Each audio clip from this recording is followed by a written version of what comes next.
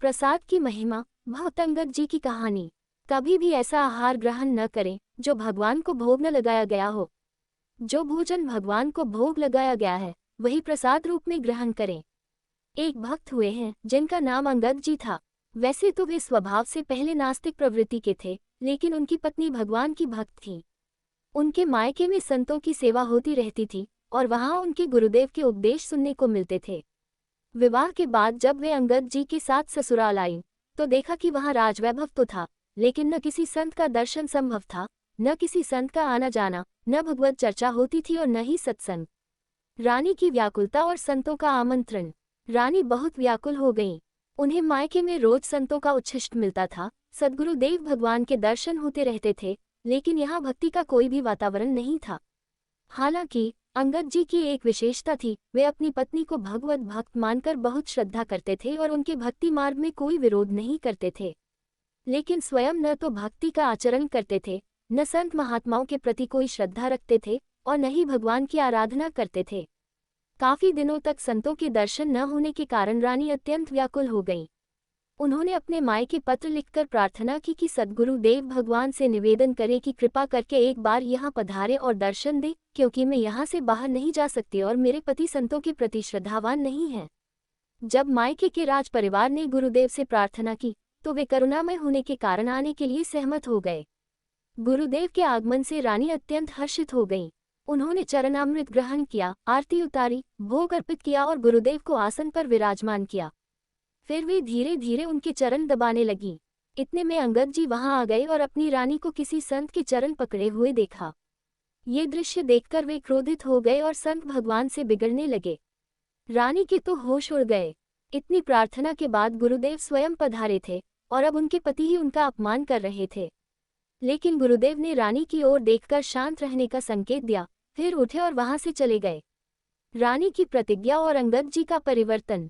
रानी ने दृढ़ संकल्प लेते हुए कहा, अब मैं अपना जीवन नहीं रखूंगी। जब मेरे गुरुदेव भगवान का अपमान हो गया तो न मैं तुम्हारा स्पर्श करूंगी, न तुमसे कोई वार्तालाप करूंगी, न ही तुम्हारे घर का अन्न जल ग्रहण करूंगी। मैं अपने शरीर को नष्ट कर दूंगी, क्योंकि मेरे ही बुलाने पर मेरे गुरुदेव का अपमान हुआ। अंगद जी अपनी पत्नी पर अत्यंत आसक्त थे। उनकी यह प्रतिज्ञा सुनकर उनका हृदय व्याकुल हो उठा। उन्होंने भी अन्न जल का त्याग कर दिया। जब कई दिन बीत गए तो वे अपनी पत्नी के चरण पकड़कर बोले, तुम जानती हो कि मैं तुम्हारे बिना नहीं जी सकता। कृपया मुझे बताओ कि तुम्हें कैसे प्रसन्न कर सकता हूँ।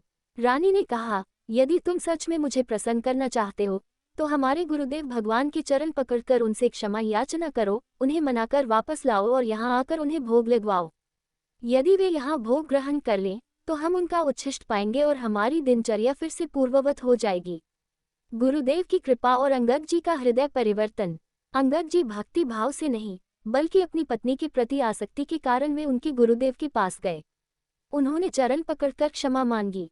संतों का स्वभाव ही करुणामय होता है। कितनी भी बार कोई उनका अपमान करे, लेकिन जब कोई सच्चे हृदय से दंडवत करता है तो वे सहज ही कृपा कर देते हैं। गुरुदेव उनके साथ जाने के लिए मान गए। दोनों ने मिलकर उनके चरण धोए, भोग लगाया और फिर चरणामृत ग्रहण किया। हालांकि अंगद जी यह सब भक्ति से नहीं बल्कि अपनी पत्नी को प्रसन्न करने के लिए कर रहे थे। लेकिन जैसे ही गुरुदेव का चरणामृत ग्रहण किया, उनके हृदय में पश्चाताप होने लगा। वे सोचने लगे, मैं कितना नास्तिक रहा, संतों के प्रति कितनी दुर्भावना रखता था, और देखो ये संत कितने कृपालु हैं। अब उनकी बुद्धि, जो पहले विपरीत चिंतन करती थी, अनुकूल चिंतन करने लगी। उन्होंने अपनी पत्नी से कहा, हमारा अब तक का जीवन व्यर्थ गया। कृपया मुझे बताओ कि भक्ति कैसे करनी चाहिए। धीरे धीरे वे ठाकुर सेवा में सहयोग देने लगे। अब बिना भोग लगाए वे कुछ भी ग्रहण नहीं करते थे। वर्षों से उनकी यही दिनचर्या बन गई, पहले ठाकुर जी को भोग लगाना और फिर केवल प्रसाद ही ग्रहण करना।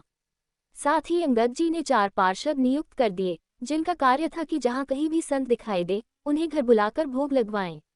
अंगद जी ने जगन्नाथ जी को एक अमूल्य हीरा अर्पण किया। अंगद जी बहुत वीर पुरुष थे और राजा के भतीजे भी थे। एक बार उन्होंने किसी राजा पर आक्रमण किया और विजय प्राप्त कर उसका मुकुट जीतकर ले आए।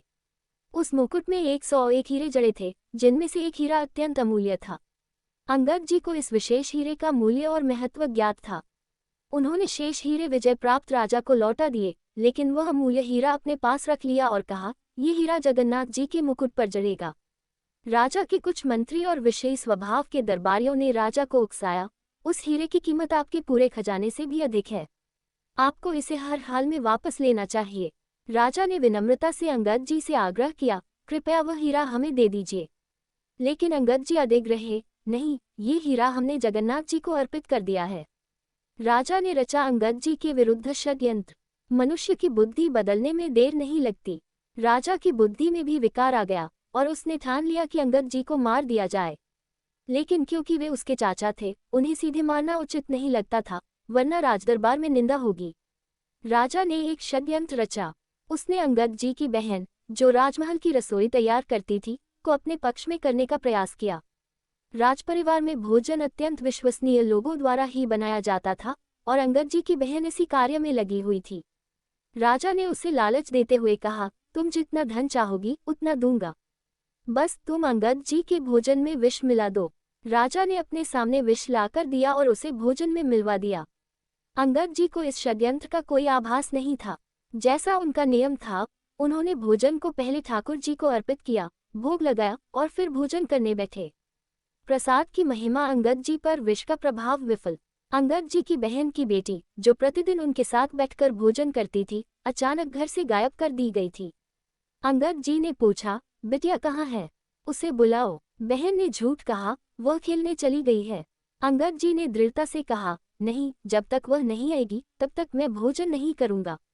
उनके इन शब्दों का गहरा प्रभाव उनकी बहन पर पड़ा।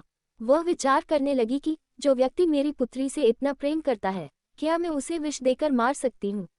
अंततः उसने रोते हुए कहा, भैया, भोजन मत ग्रहण करना। अंगद जी चौंक गए। क्यों? वह फूट फूट कर रोने लगी। राजा ने मुझे प्रलोभन देकर प्रेरित किया था। मेरी बुद्धि भ्रष्ट हो गई और मैंने इस भोजन में विष मिला दिया है। अंगद जी ने अपनी बहन से कहा, तुम्हें चिंता करने की आवश्यकता नहीं है। मैंने ये भोजन पहले ही ठाकुर जी को अर्पित कर दिया है।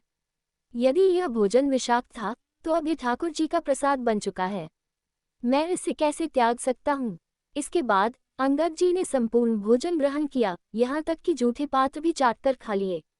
परंतु आश्चर्य की बात यह थी कि विष का उन पर कोई प्रभाव नहीं पड़ा। वे पूर्णतः स्वस्थ और सुरक्षित रहे, जैसे कुछ हुआ ही न हो। प्रसाद की महिमा। निष्कर्ष। पूज्य पंडित गया प्रसाद जी महाराज कहते हैं, अर्पित किए बिना भोजन कभी मत ग्रहण करो। जब भी भोजन पाओ, उसे ठाकुर जी का प्रसाद मानो। यदि तुम ऐसी स्थिति में हो जहां ठाकुर सेवा संभव नहीं है और भोजन सामने आ गया है, तो 1 मिनट के लिए आंखें बंद करो, अपने इष्ट देव का स्मरण करो, प्रभु को अर्पित करो और फिर 2-4 बार नाम जपकर ग्रहण करो। बिना प्रभु को अर्पित किए जल भी ना पिएं। ऐसा करने से आपकी बुद्धि शुद्ध और निर्मल हो जाएगी।